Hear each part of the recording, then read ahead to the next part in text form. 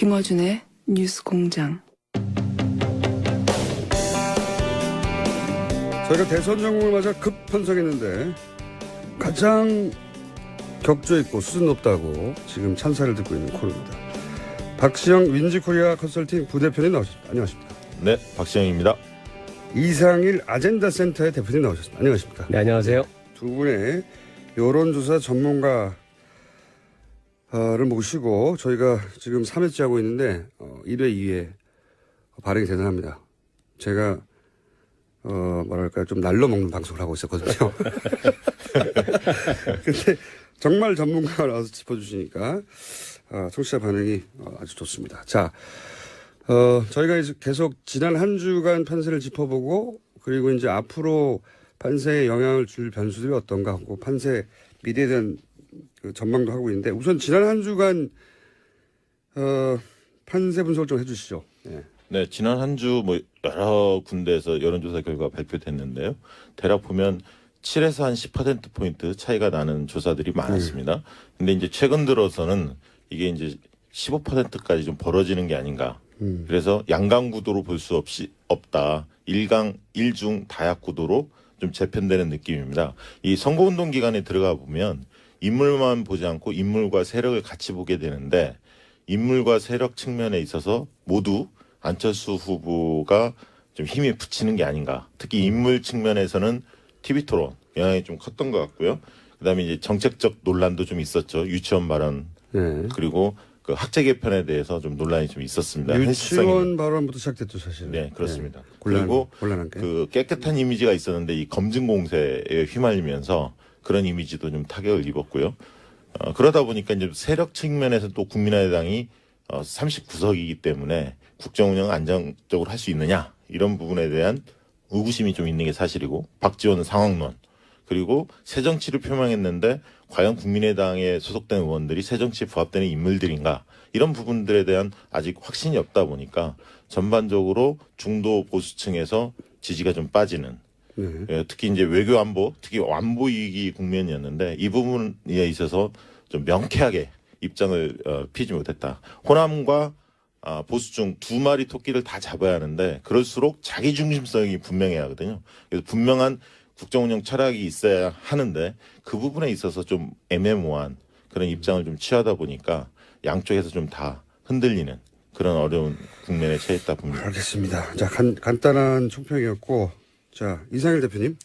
예, 그 지난주 흐름 속에서 이제 그 가장 주목한 부분은 결국 이제 안철수 후보였던 것 같습니다. 물론 그렇죠, 이제 다들. 1위이기 때문에 문재인 후보에 대한 주목은 항상 있는 거지만 과연 이제 이 종반전으로 접어드는 선거 국면 그리고 TV 토론이 연속적으로 일어나는 상황 속에서 안철수 후보가 과연 어떤 모습을 보여줄 것인가 이게 아마 가장 큰 관심이었을 것 같은데요.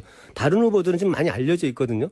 뭐 유승민, 심상정 후보 토론 잘할 것이다 다 알고 있죠. 그리고 뭐 홍준표 후보 나름대로의 어떤 방식, 독특한 방식입니다만 화제를 일으키는 방식, 화법들 알려져 있습니다. 그러면 안철수 후보가 과연 어떤 걸 내놓고 무엇을 얘기할 것인가 굉장히 주목됐었는데 아마 지금 이제 전체적으로 여러 흐름은 짚어주셨습니다만 그런 흐름의 가장 큰 변곡점을 만든 것은 그 역시 지난 주말 TV 토론이 아니었을까. 이 속에서 그 뭐 안철수 후보를 지지했든 아니면 관망하는 분이든 이렇게 보는 분들 입장에서는 상당히 좀 실망스러운 모습을 많이 보였고 어제 TV 토론에서 안철수 후보가 시작점에서 그 부분을 인정을 했거든요. 이제 TV 토론 지금 실망스러우셨을 텐데 새로운 모습 보여드리겠다고 어제도 토론 있었습니다만 지난 주말 토론에서 아마 그런 모습들이 좀 굉장히 이렇게 기대에 미치지 못하면서 이 여론 흐름을 좀 빠르게 바꿔놓는 그런 계기를 만든 게 아닌가 저는 그렇게 생각하고 있습니다. 여론조사 전문가들은 항상 그리고 뭐 정치의 평론가들은 항상 TV 토론이 어느 나라에서건 지지율 자체를 크게 흔들어서 판도를 바꿀 만큼 못 된다. 언제나. 네. 그렇게들 얘기해 왔고 실제로 우리 선거에서도 그래 왔었죠. 네. 이번엔 예외인 것 같아요. 그죠? 일요일날 토론은 안철수 후보에게 굉장히 뼈아팠죠. 왜냐하면 안철수 후보에게 가장 의구심을 갖는 것은 대통령감인가 아닌가. 이 부분이 여전히 의구심을 좀 갖고 있었거든요. 호감도는 괜찮은데. 그러면 호감도가 높은 사람이 대통령이 되면 연예인이 대통령 되죠. 근데 호감도가 높은 것뿐만 아니라 대통령감이라는 것이 같이 맞물렸을 때 지지도가 올라가는 거죠. 그렇죠. 이제 그런 측면에서 일요일 토론 같은 경우에는 좀 여러 가지 측면에서 좀 부족한 그런 것들이 노출이 되지 않았나. 그렇기 때문에 지지율이 빠졌다. 저는 그렇게 보는 편입니다. 과거에 이제 대선 TV 토론 굉장히 재미가 없었습니다. 그렇죠. 정해져 이게 있었고. 뭐 후보도 물론 좀 3명이 나오는 경우, 2명이 나오는 경우도 있었습니다만 규칙도 이제 사회자가 질문을 하고 후보들은 뭐 1분 30초씩 답변하고 이런 식으로 하는데 그 질문조차도 예전의 대선에서는 질문에 뭐 이렇게 봉투에 담아서 몰래 꺼내오는 것도 한두 개 끼워넣긴 했지만 대부분 질문이 사전에 제공이 됐어요. 각 캠프에서 이제 답안지를 작성해서 모범 답안지 써가지고 와서 열심히 공부해가지고 연기한 거죠, 연기. 답변하는 방식인데 이제 이번 대선 토론이 지금 관심을 많이 받고 이게 영향을 주는 이유는 뭐냐면 이제 형식의 변화가 하나가 있습니다. 이게 그런 사전 시나리오가 없이 자유 토론 방식 또 이게 발언 시간 총량만 제한하고 어떤 부분에서 서로 협의가 미리 없이 진행된다는 부분에서 아마 그 후보의 진면목을 볼 수 있는 분들이 많이 나오고 있고 또 하나는 이 안철수 현상의 특징 때문입니다. 만약에 이게 이제 최근에 어떤 지지율 급변 현상이 있었던 게 아니라 뭐 여야 대결 구도 이렇게 해서 양쪽이 강한 양강 구도가 오래도록 형성이 되어 오면 지지층들이 굉장히 오랫동안 단련이 되고 상대방의 네거티브에 대해서도 충분히 알고 있거든요. 그 속에서는 어지간한 공격이 들어와도 지지층이 잘 변하지 않습니다. 그리고 상대의 공격은 정치적인 걸로 이렇게 치부하고 오히려 비판하게 되고 내가 좋아하는 후보는 받아들이게 되고 이게 이제 소위 말하는 강화 효과인데요. 안철수 현상은 그렇지 않죠. 지금 최근에 급격하게 지지율이 올랐는데 이분들은 호감은 보이고 있습니다. 아까 말씀하신 대로 호감은 보이고 있는데 내가 정말 끝까지 지지할 것인지 확실치 않단 말입니다.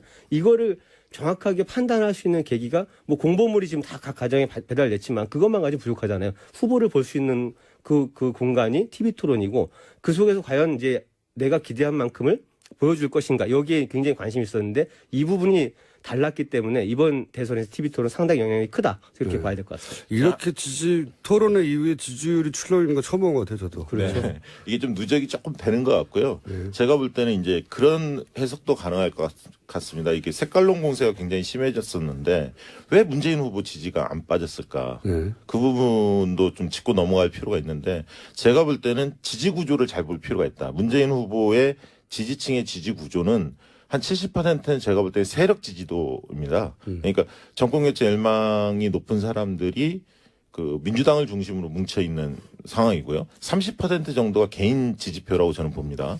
그렇기 때문에 세력 지지표인 한 70%는 문재인 후보의 지지 중에 70%는 거의 움직이지 않는다.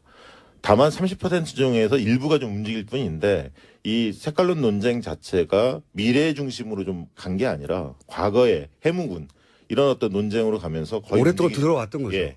그래서 그 부분에 대해서 굉장히 짜증스러워하고 오히려 위기감 속에서 결집하지 않았나 그렇게 생각이 들고요. 하나만 더 말씀을 드리면 안철수 후보의 입장에서는 보수층과 호남을 다 잡으려면 능수능란해야 합니다. 그리고 정치적 리더십이 굉장히 출중하고 탁월해야만이 그 문제를 잘 해결할 수가 있는데 안철수 후보의 경우는 좀 순진한 느낌이 있고 또 경험이 좀 부족하다 보니까 제대로 대체를 못했다 이렇게 보여집니다. 그래서 새롭다는 정치에서의 경험이 부족하다. 그렇죠. 새롭다는 느낌보다는 좀 미숙하다, 가볍다, 여유 있다기보다는 좀 가볍다 이런 느낌을 좀 전달했기 때문에 중도층 보수층들이 함께 좀 빠진 게 아닌가 그렇게 해석됩니다. 지금 계속 이제 그 TV 토론과 안철수 후보 얘기를 좀 했는데 저는 문재인 후보 얘기도 좀 해보고 싶은데요.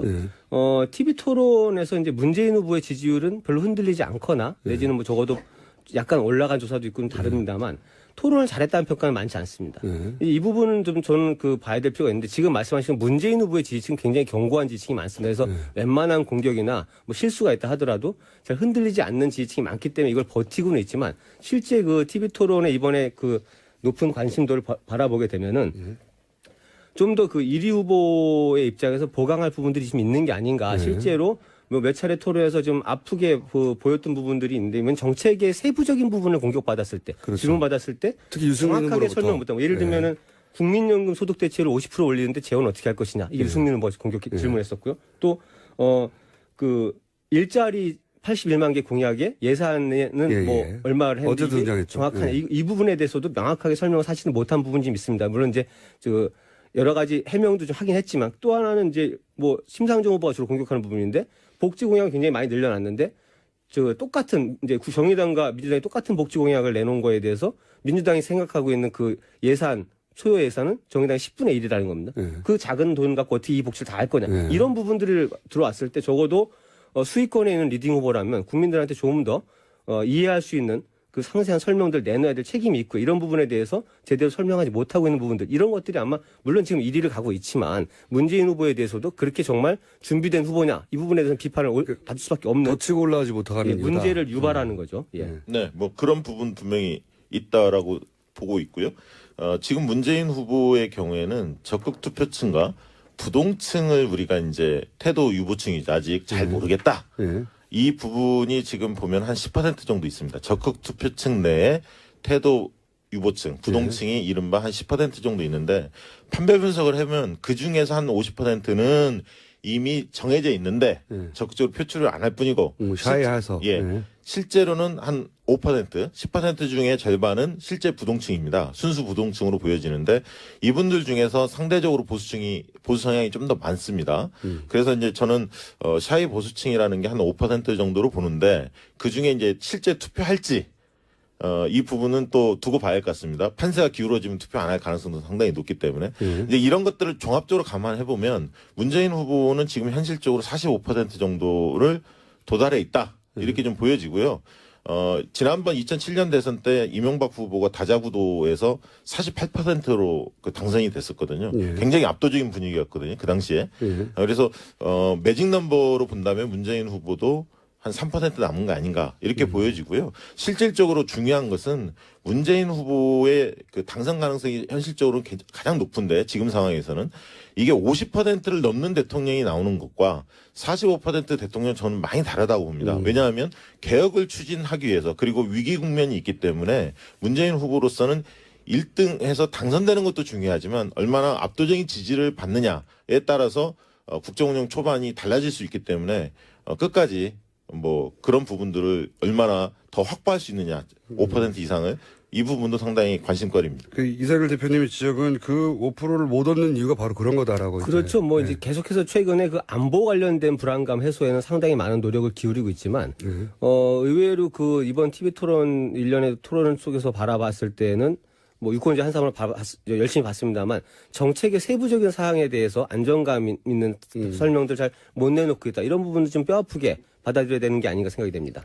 그러면 지금 한 4차 정도, 4번 정도 토론을 통해서 그 두 분의 말씀으로는 가장 지금 손해를 보고 있다고 하면 안철수 후보라고 하면 득을 보고 있는 건 누굽니까? 심상정 후보죠. 그렇습니다. 가장 돋보이고 있죠. 오늘 뭐 발표된 한국일보 조사에서도 상당히 지지도가 오른 것으로 그렇게 이제 발표가 되고 있는데요. 저는 일요일 날 토론은 그렇게 한마디로 정리했는데 유승민을 잡은 심상정이다. 일요일 토론은. 어제 JTBC 토론에는 안철수를 잡은 심상정. 이렇게 좀 표현하고 싶습니다. 그런 면에서 안철수 후보한테 어제 토론 같은 경우는 심상정 후보가 학제 개편 관련해서 지적을 또 했고 안내 부분 그리고 부인의 문제 이런 부분에 대해서 굉장히 그 날카롭게 공격을 좀 하셨거든요. 그래서 심상정 후보가 정책 능력뿐만 아니라 전체 토론회를 이 보는 눈, 운영하는 어떤 기술 여러 가지 측면이 상당히 돋보인다. 때문에 20대와 60대가 지금 부동층이 제일 많습니다. 조사해 보면. 근데 그 20대 부동층 중에 상당수가 심상정 후보의 지지로 옮겨가고 있고요. 이 측면은 또 뭐냐면 1위 후보인 문재인 후보와 안철수 후보의 갭이 커지기 때문에 격차가 커지기 때문에 진보 정당을 좋아하는 분들이 대놓고 쉽게 고민하지 않고 심상정 후보를 지지할 수 있는 여건이 마련되고 있는 거 아닌가 그렇게 생각이 듭니다. 저도 좀 굉장히 주목하는 부분 중에 하나가 이 심상정 후보의 득표율인데요. 이제 대선 완주를 뭐 공언했으니까 할 것이라고 보고. 근데 사실 이 과거에 보면은 이제 이 당이 바뀌기 전에 민노당 때부터 해서 이 사표 심리, 그러니까. 그렇죠. 진보 성향이 강한 분들은 정말 왜 안철수 후보가 기대하는 게 이제 국민에 의한 자발적 1대1 구도 형성을 바라는데 이런 자발적 전략적 투표에 가장 능한 분들이 진보 정당 지지자들입니다. 그래서 그동안 그래왔죠. 예, 심상정을 찍으면 사표가 되니까 누굴 찍었나 이런 식의 어떤 뭐 그런 식의 행태가 일반적으로 예상이 됐었고 이번에도 그럴 것이라는 예측이 많았습니다. 그래서 아마 토론을 가장 잘하는 후보임에도 불구하고 지지율이 별로 오르지 않는 현상도 있었는데요.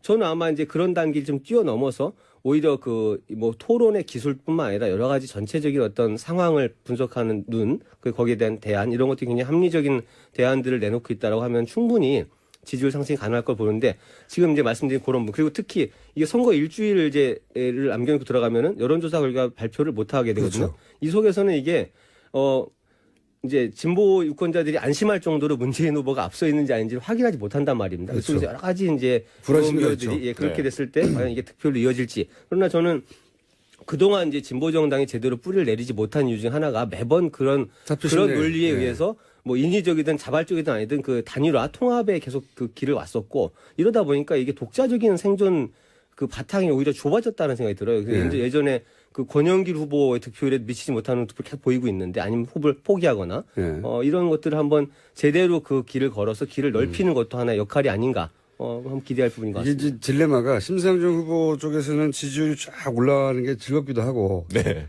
동시에 너무 많이 올라가면 예. 불안 심리를 자극해서 거꾸로 예. 표가 떠날 것 같기도 하고 예. 동시에 느낄 것 같아요. 동시에. 근데 이 부분은 그게 예를 들어서 지금 이제 다당 구조가 지금 되어가는 과정은 진행 중이라고 보는데요.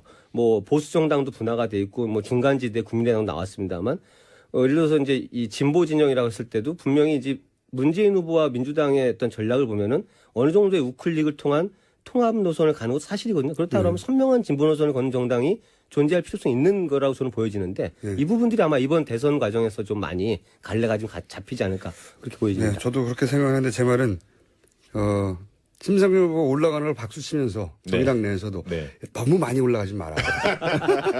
그러면은 또 진보 진영 유권자들이 불안해한다. 그래서 조금씩 올라가서 야금야금 올라가야 된다고 생각하실 것 같다는 생각이 들어서 자 마지막 질문인데요. 지난주에 저희가 5% 7% 예상 두 분으로부터 들었는데 다음 주 네. 격차가 두 분 다 틀리셨고요. 네, 저는 8% 예상했는데 더 벌어졌습니다. 자, 예. 다음 주 전망을 하면서 다음 주에 키워드는 뭐가 될지 정리 한 주시고 끝내죠. 지금 이 흐름에 어떤 이제 새로운 변수가 등장할 수 있을 것인가 이제 남은 변수라는 게 많지는 않아 보입니다. 뭐 바른정당에서 얘기하고 있는 3자 원샷 단일화 제안이 당 차원에서 후보는 거부하고 있지만 유승민 후보는 거부한 상태에서 있는데 그런 식의 실질적인 구도 변화가 일어날 것인지 아마 이런 부분 좀 관심이 좀 있을 것 같고요. 그 외에는 이제 지금 안보 이슈가 크긴 하지만 계속 진행 중이기 때문에 뭐 새로운 흐름을 만들 정도의 어떤 파괴력 있는 문제는 아닐 것 같고 뭐 돌발 이슈 정도가 이제 우리가 알 수 없는 부분은 남아 있습니다. 그러나 이 상황에서 결국 이제 마지막 종반에 돌입할 때 과연 이제 다시 원점으로 돌아가서 문재인 대세론이 좀 확연해 보이는 상황 속에서 마지막 투표를 향한 일정으로 들어갈 것인지 아니면 이 흐름에 어떤 다시 한번 변화가 일 수 있는 어떤 가능성이 보일 것인지 이 부분이 아마 이번 주까지 좀 지켜봐야 되는 부분이 아닌가 생각이 됩니다. 저는 뭐 다음 주 예상을 해보면 문재인 안철수의 격차가 지금보다 더 벌어질 것 같다는 생각이 들고요. 실제로 이제 대구 경북이나 이런 데에서 홍준표 후보의 약진이 굉장히 두드러집니다. 그게 실제로 바닥에서 체감이 좀 되고 있거든요. 그래서 문재인 안철수의 격차가 지금의 한 적극 투표층 기준으로 보면 15%인데 이게 20%까지도 벌어질 수도 있다. 이렇게 좀 보고 있고요. 그래서 자력으로 역전은 지금 안철수 후보에겐 굉장히 버거운 상황이고 이제 연대론이라든가 아니면 대형 악재 문재인 후보 측에서 이런 것들이 뭔가 터지지 않으면 이 구조를 바꾸기는 굉장히 어려운 상황이다. 이렇게 예측을 합니다. 숫자로로 말씀하시자면 두 분 다. 저 지난주에도 많이 틀렸는데 사실은 이제 예상이라는 것이 조금 그렇긴 합니다만 지금 흐름이라면은 이 상황 자체가 저는 뭐 어제 토론에서는 여러 가지 평가가 좀 엇갈리고 있습니다만 이 안철수 후보에 대한 기대감이 좀 급속히 꺾이는 흐름이 아닌가. 그래서 저도 격차가 좀 더 벌어질 거라고 보여지고 보수 표심의 향배가 좀 궁금한데 이게 다시 홍준표 한국당으로 지금 결집을 할 것인지 아니면 선거 무관심층으로 돌아갈 것인지 이 부분은 좀 아직 확실치가 않아 보이는 것 같습니다. 알겠습니다. 오늘 여기까지 듣겠습니다. 격조 높은 전문가 분석 박시영 왠지코리아 컨설팅 부대표님 안녕하십니까? 안녕히 가십시오. 그리고 이상일 아젠다 센터 대표님이십니다. 감사합니다. 네, 감사합니다.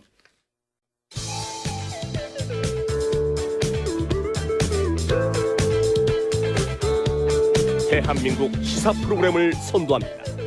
고깃빛깔 김어준.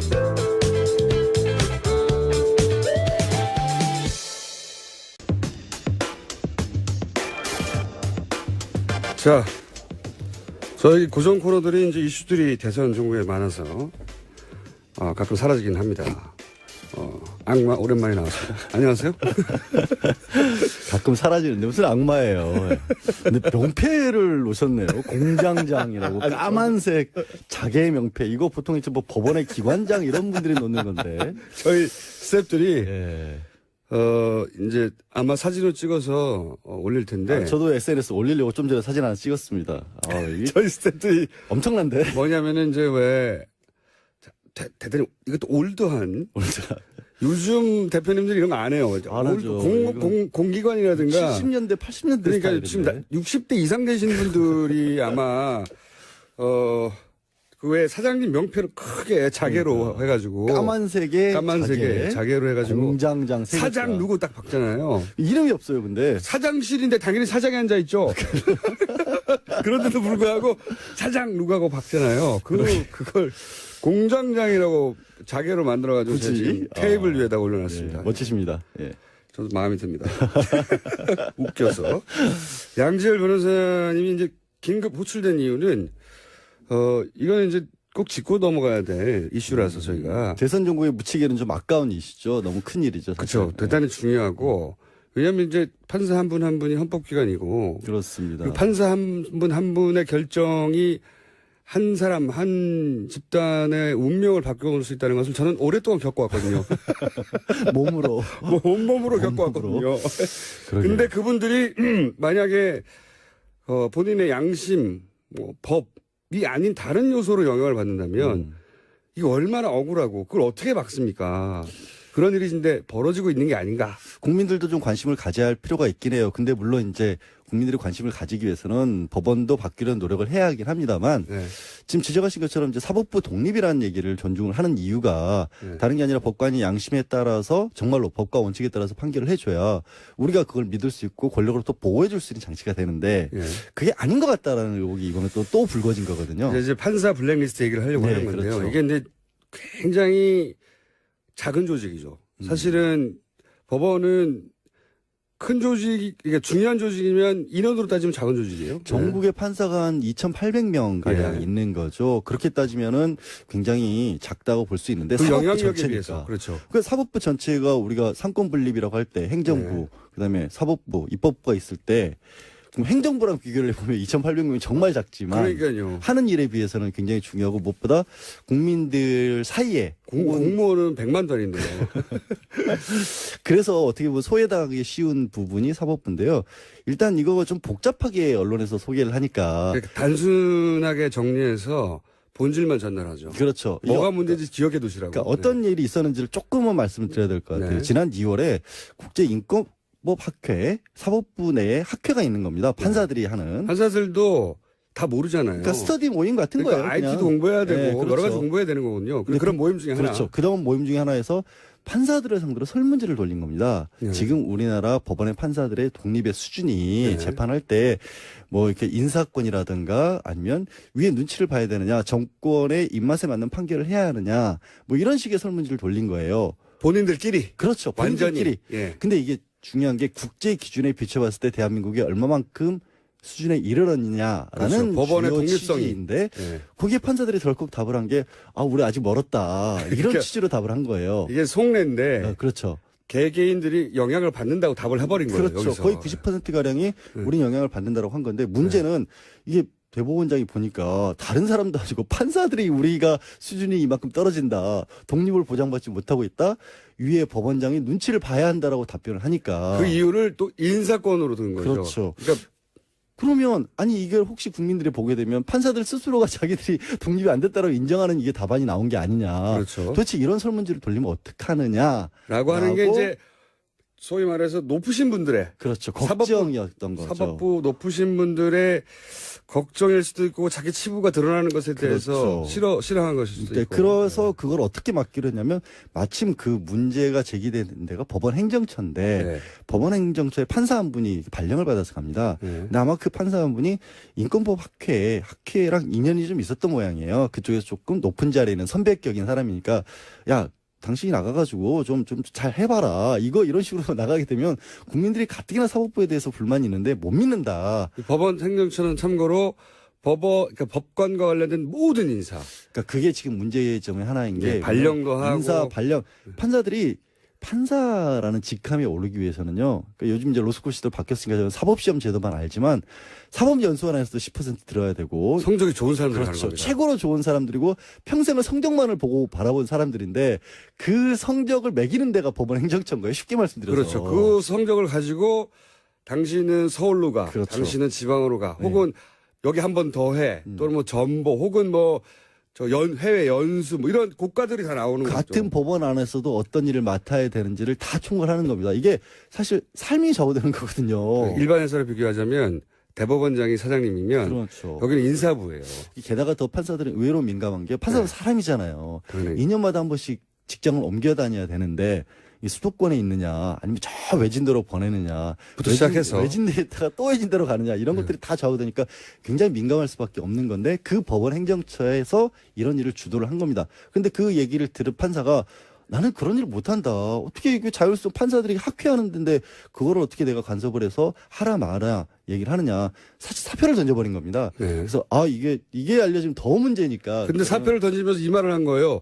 거기에 블랙리스트가 있다던데? 그렇죠. 블랙리스트라는 게 이분의 이제 주장이긴 합니다만은 그 얘기를 하고 왔다 갔다 하는 도중에 법원 행정처 소속 고위직 판사가 그렇게 하면 안 된다. 우리가 동향을 감시를 하고 있다. 판사들에 대해서 다 분석을 하고 있으니까 놀래지 말고 그런 일도 거기에 있다. 암호가 걸린 파일이 그 컴퓨터에 하나 있을 컴퓨터 안에 거야. 들어있다. 이런 얘기가 나온 겁니다. 그 파일을 보더라도 왜냐하면 이제 그 파일에 접근할 권한을 가지게 되는 거죠. 그렇죠. 그 왜냐하면 자리에 법원이 가면. 발령을 가니까. 그 법원 행사에 들어가서 그 자리에 가면 그 컴퓨터에 그 파일이 있는데 그 파일 안에 이제 소위 말해 블랙리스트 성격의 뒷조서가 있을 텐데 그걸 봐도 놀래지 마라. 그렇죠. 어떤 판사가 어떤 정치적 성향을 가졌다라는 게 들어있다라는 주장을 한 겁니다. 근데 그 파일을 그게 이제 블랙리스트잖아요. 사실 그렇죠. 있으면 그걸 열어봐야 되는데 법원행정처에서 또 거부를 한 거예요. 못 못하게 한 열어본다. 거죠. 보안 때문에. 왜냐하면 이게 중요한 사항들 사실 중요한 사항이 들어있을 게 뭐가 있겠어요. 게다가 이거는 일반 직장인을 상대로 한 게 아니라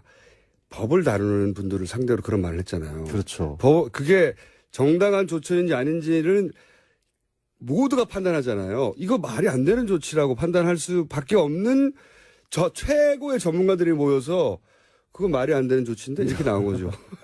법으로 따져서 아니 그리고 이게 못 열어본다는 게 못 열어봤는 건 법대로 권한이 없는 건 맞아요. 무슨 범죄 이런 것도 아니고 압수수색 영장을 낼 수도 없고 게다가 영장을 누가 내줘요. 결국 법원에서 내주는데 법원에서 법원 스스로 영장을 내줄 수는 없잖아요. 수사기관에 들어올 수도 없으니까.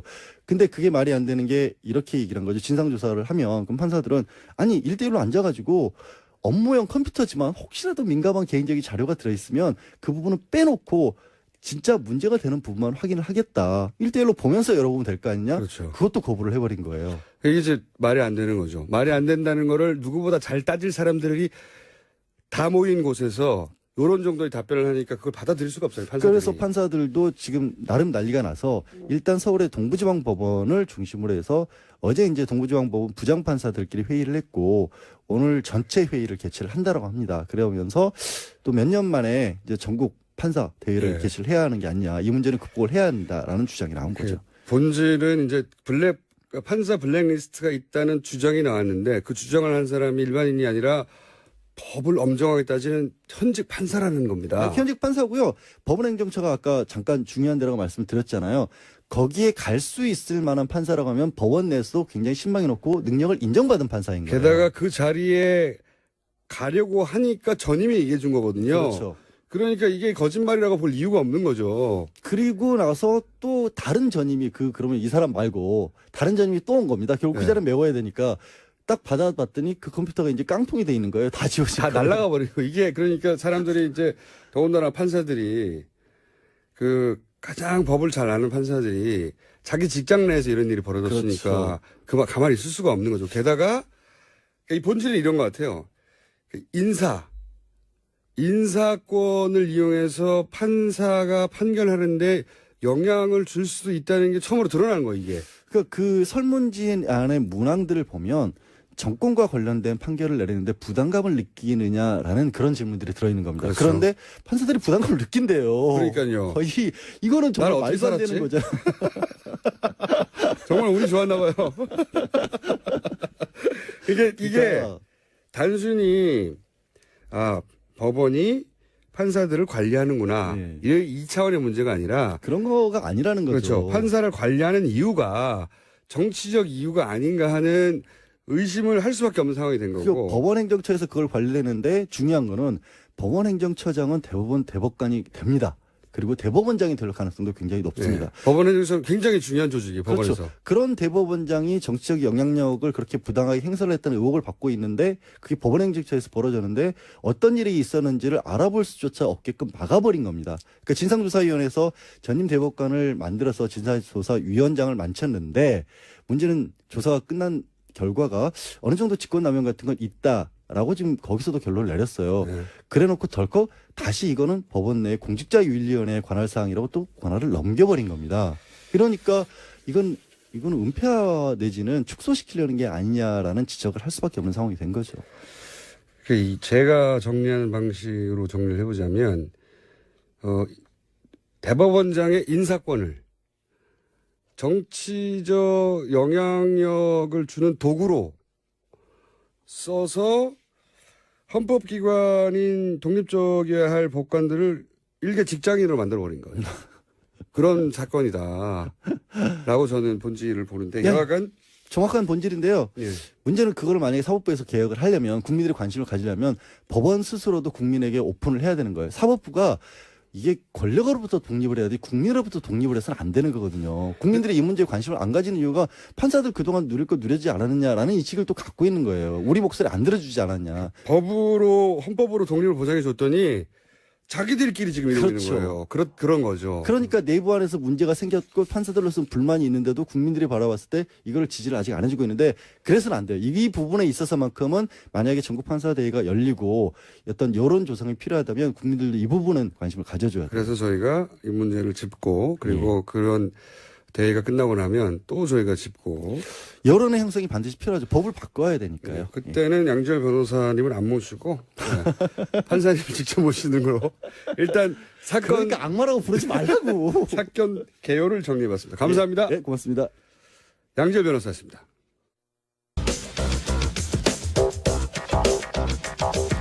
자, 지난주 히트를 쳐서 오늘 이번 주 또 나왔습니다. 예, 이 중요한 이슈가 많은 상황에서도 과학 코너가 살아났습니다. 원정호 씨 나오셨어요. 안녕하세요. 네. 지난주에 이제 혈액형 얘기 네네. 하다가 혈액형이 과학적인 근거가 전혀 없다. 네, 맞지도 않고. 네, 맞지도 않고 쭉 얘기하다가 이제 관상 얘기로 넘어가려고 했는데 시간이 없어서 네. 한마디만 하고 끝나셨어요. 내 코를 봐라, 복코다. 많은 역술인들이 복코라고 하였으나 나의 20대와 30대는 어떠했는가. 그 얘기 자꾸 말하는데 그래서 대선 후보를 이제 선택하는 기준 중에 네. 혈액형 이야기도 농담처럼 나오지만 해요, 실제. 영향을 받습니다, 사람들이 네, 은근히. 그리고 관상 얘기는 진짜 많이 하고요. 많이 하죠. 그리고 운명 얘기도 많이 합니다. 네. 자, 그래서 이 관상 얘기 또 좀 이어가 보겠습니다. 네. 자, 얼마 전에 저 AI 기반 운세 앱을 통해서 인공지능. 네, 인공지능으로 후보를 관상어를 자동으로 알아본다는 기사가 떴어요. 그래서 와, 이제 관상도. 하긴 바둑을 사람을 이길 정도니까. 그러니까요. AI한테 그런 기대를 한번 해봅시다. 그래서 그 기대를 하고 기사를 봤는데 네. 이게 그냥 후보들 얼굴 인식을 해가지고 네. 관상 정보 데이터베이스하고 연결해 설명하는 것 뿐이더라고요. 뭐 근데 이제 사람이 하는 것도 그런 거죠. 그렇죠. 사람이 하는 것도 이제 관상이 과학적이냐 안 과학적이지 비과학적이냐를 떠나서 관상을 보는 분도 야 귀가 이러면 이런 거야라고 하는 데이터를 기반으로 해서 이제 네. 평가를 하는 거니까 사실은 이 데이터베이스 자체가 네. 뭔가 좀 과학적인 부분이 있어야 되는데 네. 그냥 관상 책하고 네. 무속인들한테서 소스를 얻었다고 합니다.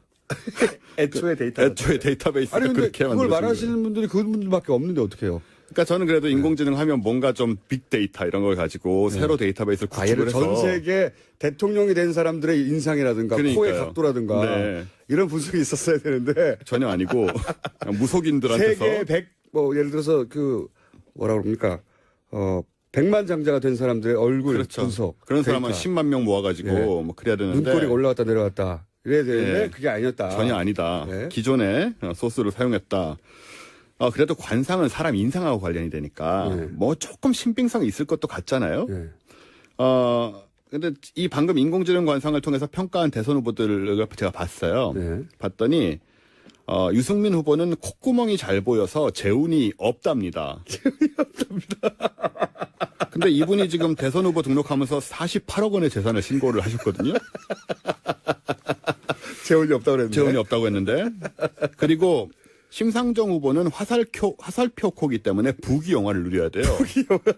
근데 얼핏 생각해도 그분이 20대부터 고생하셨어요. 네, 지금 재산이 2억 8천만 원이라시거든요. 그 나이에. 빚도 많아요. 제가 알기로는. 예. 그러니까 말입니다. 그리고 안철수 후보는 이 봉우리 코에 들창코라 절대 배신을 하지 않는다.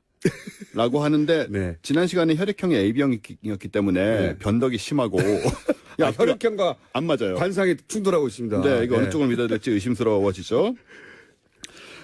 그래서 관상도 관상인데 사실은 이제 문재인 후보나 홍준표 후보는 없어요? 예, 이건 안 했고요. 네. 대신에 제가 사주 궁합을 봤습니다. 왜냐하면 지금 이슈가 네.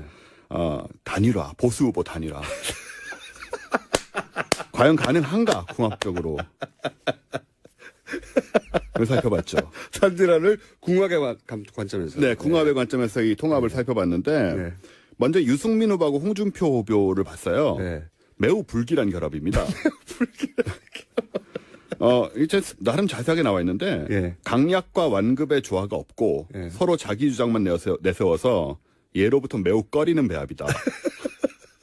절대로 함께 하시면 안 되는 것 같죠? 네, 궁합의 관점에서. 네. 그리고 안철수 후보와 홍준표 후보 예. 쇠가 부딪히면 소리가 요란해서 서로 큰 소리가 자주 나는 사이랍니다. 그래요. 소리 지르고 싸우는 사이라는 뜻이죠. 안철수 후보는 소리 지르는 스타일은 아닌데. 예, 그런데 어쨌든 홍준표 후보와 만나게 되면 소리가 질러지는 이 궁합이라는 게 원래 그런 궁합이라는 게 거잖아요. 안 좋다. 네. 네. 그래서 절대 좋은 결합이 못 된다고 하고요. 네. 그리고 이제 또 남은 게 안철수 후보와 유승민 후보. 네. 유승민 후보가 안철수 후보를 치는 형상이랍니다. 때리는. 역시 예로부터 매우 꺼리는 궁합이고 불길한 결합이다. 아니, 후보들 간에 그럼 궁합이 좋은 후보들이 있어요, 실제? 아니, 조금만 더 들어보시면요. 네. 이게 너무 웃긴 게 안철수 후보하고 유승민 후보가 그나마 좀 나이가 비슷하잖아요. 네. 한 4살 차이인가 그런데 나이가 비슷하면 서로 안 입고 온 마음이 들어서 충돌이 자주 일어난대요.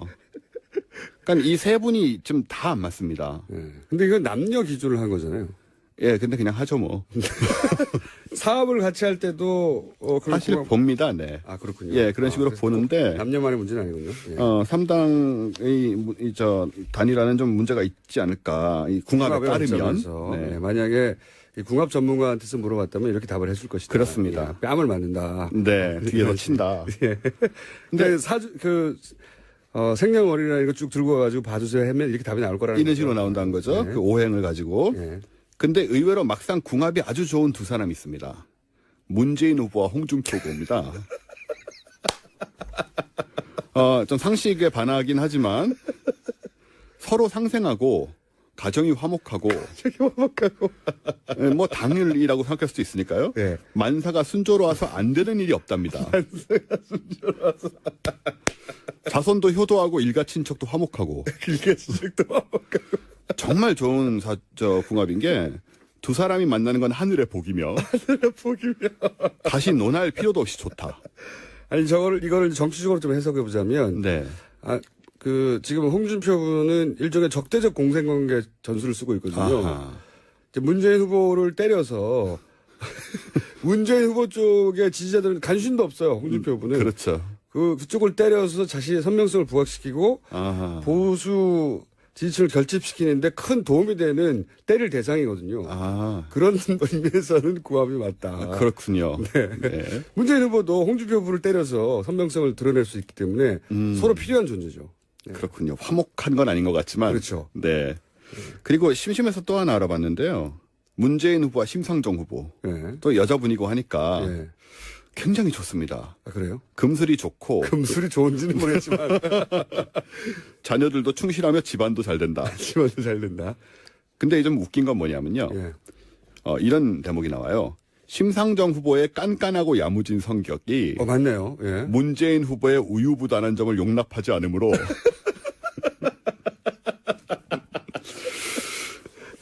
완급과 선악을 조절해야 무리 없는 삶을 영위한다고 합니다. 이건 좀 맞는 것 같잖아요. 그렇죠? 그러니까 물론 그 동의하지 않는 분들도 있어요. 심상정 후보는 네. 깐깐한 게 아니다. 네. 분명할 뿐이지. 또는 뭐 그 문재인 후보 지지자들은 유약한 게 아니다. 네. 이렇게 말할 수는 있는데 어쨌든 궁합으로는 그렇게 나온다는 겁니다. 궁합으로. 예. 어쩐지 좀 맞는 것 같긴 한데 우리 코너의 취지와는 맞지 않기 때문에 우연으로 치부하겠습니다. 그래도 기대가 되는 건 만약에 뭐 문재인 후보가 집권하는 경우에 심상정 후보와 함께 뭐 할 수 있는 일이 있지 않을까 같은 상상을 하게 되죠. 예, 이걸 이제 궁합을 관점에서 보면. 네. 그래서 대통령 후보를 뽑을 때 궁합을 보지는 않을 것 같아요. 관상까지는 얘기를 많이 하죠. 사실 많이 꼭 하죠. 한 번씩 등장합니다. 그분들이. 네. 저 인상으로 보아 저분이 대통령이 될 것이다. 그렇죠. 대부분 틀려요. 대부분 100% 틀립니다. 대부분 틀린데 귀가 솔깃하죠. 그리고 대통령이 된 다음에야 비로소 예. 누가 이랬기 때문에 당선됐고 떨어졌고 이런 얘기들이 많이 나오는데 대통령 된 다음에 다 맞췄다고 해요. 보통은 내가 저 사람을 맞췄다고. 제가 궁금했던 것은 궁합보다도 오히려 더 과학적일 수 있는 이 이름 획 가지고 궁합을 있지 않습니까? 다음에 그거 해볼까요? 이름 획을 막 서로 맞춰가지고 그거 어릴 때 하잖아요. 하죠. 예, 자기 이성 친구 처음 생겼을 때, 서로 맞나 안 맞나를 가지고 이름 획 가지고 막 해가지고 결국 맞다 안 맞다. 네. 막 실망하고 그러잖아요. 그렇죠. 이 후보들 간에, 이름 획으로. 진짜 할까요? 다음 주에 또? 이걸로 3주를 해요? 아니, 이거보다 지금까지 나온 것보다 그게 덜 과학적인 이유가 뭐가 있습니까? 네, 전부 다 안 과학적이기 어차피 때문에. 과학은 포기했는데. 네, 과학은 포기했기 때문에 뭘 해도 상관없죠. 그러니까 저는 앞으로 타로도 좀 해보고요. 정말로요? 네, 타로도 해보고, 그다음에 이름 획으로도 해보고요. 네. 뭐가 있죠? 글쎄요. 별자리. 별자리. 네. 별자리. 제가 방심했네요. 별자리가 있었는데. 근데 조금 재밌는 건 여태까지 역대 대통령 거의 대부분이 1월 아니면 2월생이긴 합니다. 그래요? 예, 그게 무슨 의미인지 모르겠지만. 왠지 통계로 들이대니까 과학적일 것 같은데. 예, 뭔가 대통령이 그런 몇 건 명이나 있어요. 된다고요? 이때까지. 예, 아니 많지 않다는 게 모집단이 문제군요. 너무 적어요. 자, 오늘은 여기까지 하겠습니다. 다음 주에 또 나오실 것 같아요. 언제 오셨습니다. 예, 감사합니다. 김어준이었습니다. 내일 뵙겠습니다. 안녕.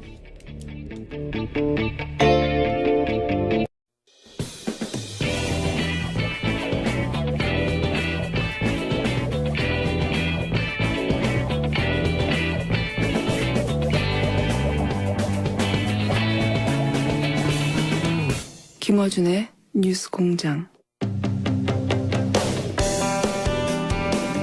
저희가 대선 전국을 맞아 급 편성했는데 가장 격조 있고 수준 높다고 지금 찬사를 듣고 있는 코너입니다. 박시영 윈지코리아 컨설팅 부대표님 나오셨습니다. 안녕하십니까. 네, 박시영입니다. 이상일 아젠다 센터의 대표님 나오셨습니다. 안녕하십니까. 네, 안녕하세요. 두 분의 여론조사 전문가를 모시고 저희가 지금 3회째 하고 있는데 1회, 2회 반응이 대단합니다. 제가 뭐랄까 좀 날로 먹는 방송을 하고 있었거든요.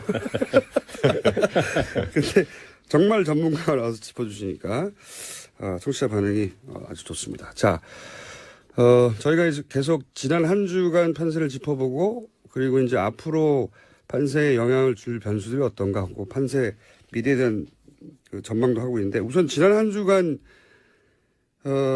판세 분석을 좀 해주시죠. 네. 네, 지난 한 주 뭐 여러 군데에서 여론조사 결과 발표됐는데요. 대략 보면 7에서 한 10%포인트 차이가 나는 조사들이 많았습니다.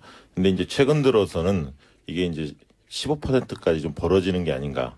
그래서 양강 구도로 볼 수 없다. 일중 다약 구도로 좀 재편되는 느낌입니다. 이 선거운동 기간에 들어가 보면 인물만 보지 않고 인물과 세력을 같이 보게 되는데 인물과 세력 측면에 있어서 모두 안철수 후보가 좀 힘이 붙이는 게 아닌가. 특히 인물 측면에서는 TV 토론 영향이 좀 컸던 것 같고요.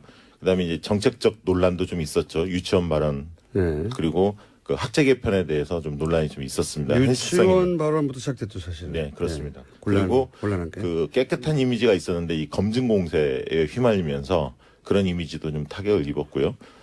그러다 보니까 이제 세력 측면에서 또 국민의당이 39석이기 때문에 국정 운영을 안정적으로 할 수 있느냐 이런 부분에 대한 의구심이 좀 있는 게 사실이고 박지원 상황론 그리고 새정치를 표명했는데 과연 국민의당에 소속된 의원들이 새정치에 부합되는 인물들인가 이런 부분들에 대한 아직 확신이 없다 보니까 전반적으로 중도 보수층에서 지지가 좀 빠지는 특히 이제 외교 안보, 특히 안보 위기 국면이었는데 이 부분에 있어서 좀 명쾌하게 입장을 피지 못했다. 호남과 보수 중 두 마리 조차도 예전의 대선에서는 질문에 뭐 이렇게 봉투에 담아서 몰래 꺼내오는 것도 한두 개 끼워넣긴 했지만 대부분 질문이 사전에 제공이 됐어요. 각 캠프에서 이제 답안지를 작성해서 모범 답안지 써가지고 와서 열심히 공부해가지고 연기한 거죠, 연기. 답변하는 방식인데 이제 이번 대선 토론이 지금 관심을 많이 받고 이게 영향을 주는 이유는 뭐냐면 이제 형식의 변화가 하나가 있습니다. 이게 그런 사전 시나리오가 없이 자유 토론 방식 또 이게 발언 시간 총량만 제한하고 어떤 부분에서 서로 협의가 미리 없이 진행된다는 부분에서 아마 그 후보의 진면목을 볼 수 있는 분들이 많이 나오고 있고 또 하나는 이 안철수 현상의 특징 때문입니다. 만약에 이게 이제 최근에 어떤 지지율 급변 현상이 있었던 게 아니라 뭐 여야 대결 구도 이렇게 해서 양쪽이 강한 양강 구도가 오래도록 형성이 되어 오면 지지층들이 굉장히 오랫동안 단련이 되고 상대방의 네거티브에 대해서도 충분히 알고 있거든요. 그 속에서는 어지간한 공격이 들어와도 지지층이 잘 변하지 않습니다. 그리고 상대의 공격은 정치적인 걸로 이렇게 치부하고 오히려 비판하게 되고 내가 좋아하는 후보는 받아들이게 되고 이게 이제 소위 말하는 강화 효과인데요. 안철수 현상은 그렇지 않죠. 지금 최근에 급격하게 지지율이 올랐는데 이분들은 호감은 보이고 있습니다. 아까 말씀하신 대로 호감은 보이고 있는데 내가 정말 끝까지 지지할 것인지 확실치 않단 말입니다. 이거를 정확하게 판단할 수 있는 계기가 뭐 공보물이 지금 다 각 가정에 배달됐지만 그것만 가지고 부족하잖아요. 후보를 볼 수 있는 그 공간이 TV 토론이고 그 속에서 과연 이제 내가 기대한 만큼을 보여줄 것인가 여기에 굉장히 관심이 있었는데 이 부분이 달랐기 때문에 이번 대선에서 TV 토론 상당히 영향이 크다 이렇게 봐야 될 것 같습니다. 이렇게 토론회 이후에 지지율이 출렁이는 거 처음 본 것 같아요, 저도. 그렇죠. 네. 이게 좀 누적이 조금 되는 것 같고요.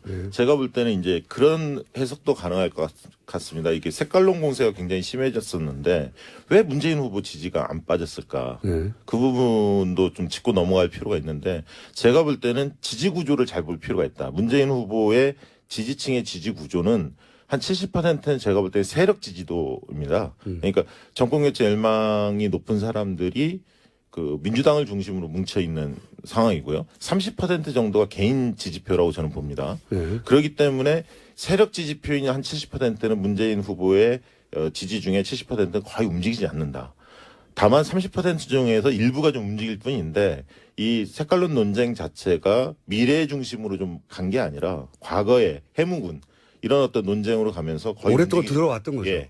그래서 그 부분에 대해서 굉장히 짜증스러워하고 오히려 위기감 속에서 결집하지 않았나 그렇게 생각이 들고요. 하나만 더 말씀을 드리면 안철수 후보의 입장에서는 보수층과 호남을 다 잡으려면 능수능란해야 합니다. 그리고 정치적 리더십이 굉장히 출중하고 탁월해야만이 그 문제를 잘 해결할 수가 있는데 안철수 후보의 경우는 좀 순진한 느낌이 있고 또 경험이 좀 부족하다 보니까 제대로 대처를 못했다 이렇게 보여집니다. 그래서 새롭다는 정치에서의 경험이 부족하다. 그렇죠. 새롭다는 느낌보다는 좀 미숙하다, 가볍다, 여유 있다기보다는 좀 가볍다 이런 느낌을 좀 전달했기 때문에 중도층 보수층들이 함께 좀 빠진 게 아닌가 그렇게 해석됩니다. 지금 계속 이제 그 TV 토론과 안철수 후보 얘기를 좀 했는데 저는 문재인 후보 얘기도 좀 해보고 싶은데요.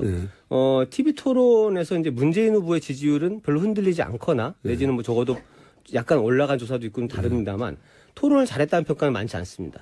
이 부분은 좀 저는 그 봐야 될 필요가 있는데 지금 말씀하신 문재인 후보의 지지층 굉장히 견고한 지지층이 많습니다. 그래서 웬만한 공격이나 뭐 실수가 있다 하더라도 잘 흔들리지 않는 지지층이 많기 때문에 이걸 버티고는 있지만 실제 그 TV 토론에 이번에 그 높은 관심도를 바라보게 되면은 좀 더 그 1위 후보의 입장에서 보강할 부분들이 좀 있는 게 아닌가. 실제로 뭐 몇 차례 토론에서 좀 아프게 보였던 부분들이 있는데 이건 정책의 세부적인 부분을 공격받았을 때, 그렇죠. 질문받았을 때 특히 유승민 정확하게 후보로부터. 설명 못하고 예를 들면은 국민연금 소득 대체율 50% 올리는데 재원 어떻게 할 것이냐 이게 유승민 후보 질문했었고요. 또 그 일자리 81만 개 공약에 예산에는 뭐 얼마를 어제 했는지 등장했죠. 정확한 이 부분에 대해서도 명확하게 설명을 사실은 못한 부분이 좀 있습니다. 물론 이제 여러 가지 해명도 좀 하긴 했지만 또 하나는 이제 뭐 심상정 후보가 주로 공격하는 부분인데 복지 공약을 굉장히 많이 늘려놨는데 똑같은 이제 정의당과 민주당이 똑같은 복지 공약을 내놓은 거에 대해서 민주당이 생각하고 있는 그 예산 소요 예산은 정의당의 10분의 1이라는 겁니다. 그 작은 돈 갖고 어떻게 이 복지를 다 할 거냐. 이런 부분들을 들어왔을 때 적어도 수위권에 있는 리딩 후보라면 국민들한테 조금 더 이해할 수 있는 그 상세한 설명들 내놔야 될 책임이 있고 이런 부분에 대해서 제대로 설명하지 못하고 있는 부분들 이런 것들이 아마 물론 지금 1위를 가고 있지만 문재인 후보에 대해서도 그렇게 정말 준비된 후보냐 이 부분에 대해서 비판을 받을 수밖에 없는 덧치고 올라가지 못하는 이유다. 문제를 유발하는 거죠. 예. 네, 뭐 그런 부분 분명히 있다라고 보고 있고요. 지금 문재인 후보의 경우에는 적극 투표층과 부동층을 우리가 이제 태도 유보층이죠. 아직 잘 모르겠다. 예. 이 부분이 지금 보면 한 10% 정도 있습니다. 적극 투표층 내에 태도 유보층, 부동층이 이른바 한 10% 정도 있는데 판별 분석을 하면 그 중에서 한 50%는 이미 정해져 있는데 적극적으로 표출을 안 할 뿐이고 샤이해서. 예. 실제로는 한 5%, 10% 중에 절반은 실제 부동층입니다. 순수 부동층으로 보여지는데 이분들 중에서 상대적으로 보수 성향이 좀 더 많습니다. 그래서 이제 저는 샤이 보수층이라는 게 한 5% 정도로 보는데 그 중에 이제 실제 투표할지 이 부분은 또 두고 봐야 할 것 같습니다. 판세가 기울어지면 투표 안 할 가능성도 상당히 높기 때문에 이제 이런 것들을 종합적으로 감안해 보면 문재인 후보는 지금 현실적으로 45% 정도를 도달해 있다 이렇게 좀 보여지고요. 지난번 2007년 대선 때 이명박 후보가 다자구도에서 48%로 그 당선이 됐었거든요. 예. 굉장히 압도적인 분위기였거든요. 그 당시에. 예. 그래서 매직 넘버로 본다면 문재인 후보도 한 3% 남은 거 아닌가 이렇게 보여지고요. 실질적으로 중요한 것은 문재인 후보의 그 당선 가능성이 현실적으로는 가장 높은데 지금 상황에서는 이게 50%를 넘는 대통령이 나오는 것과 45% 대통령 저는 많이 다르다고 봅니다. 왜냐하면 개혁을 추진하기 위해서 그리고 위기 국면이 있기 때문에 문재인 후보로서는 1등해서 당선되는 것도 중요하지만 얼마나 압도적인 지지를 받느냐에 따라서 국정운영 초반이 달라질 수 있기 때문에 끝까지 뭐 그런 부분들을 얼마나 더 확보할 수 있느냐 5% 이상을 이 부분도 상당히 관심거리입니다. 그 이사길 대표님의 지적은 그 5%를 못 얻는 이유가 바로 그런 거다라고. 그렇죠. 뭐 네. 이제 계속해서 최근에 그 안보 관련된 불안감 해소에는 상당히 많은 노력을 기울이고 있지만 의외로 그 이번 TV 토론 일련의 토론 속에서 바라봤을 때는 뭐 유권자 한 사람을 열심히 봤습니다만 정책의 세부적인 사항에 대해서 안정감 있는 설명들 잘 못 내놓고 있다. 이런 부분도 좀 뼈아프게 받아들여야 되는 게 아닌가 생각이 됩니다. 그러면 지금 한 4차 정도, 4번 정도의 토론을 통해서 그 두 분의 말씀으로는 가장 지금 손해를 보고 있다고 하면 안철수 후보라고 하면 득을 보고 있는 건 누굽니까? 심상정 후보죠. 그렇습니다. 가장 돋보이고 있죠. 오늘 뭐 발표된 한국일보 조사에서도 상당히 지지도가 오른 것으로 그렇게 이제 발표가 되고 있는데요. 저는 일요일 날 토론은 그렇게 한마디로 정리했는데 유승민을 잡은 심상정이다. 일요일 토론은 어제 JTBC 토론에는 안철수를 잡은 심상정 이렇게 좀 표현하고 싶습니다. 그런 면에서 안철수 후보한테 어제 토론 같은 경우는 심상정 후보가 학제 개편 관련해서 지적을 또 했고 안랩 부분 그리고 부인의 문제 이런 부분에 대해서 굉장히 그 날카롭게 공격을 좀 하셨거든요.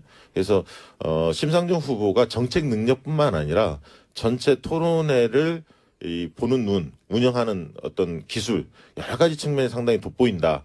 때문에 20대와 60대가 지금 부동층이 제일 많습니다. 조사해 보면.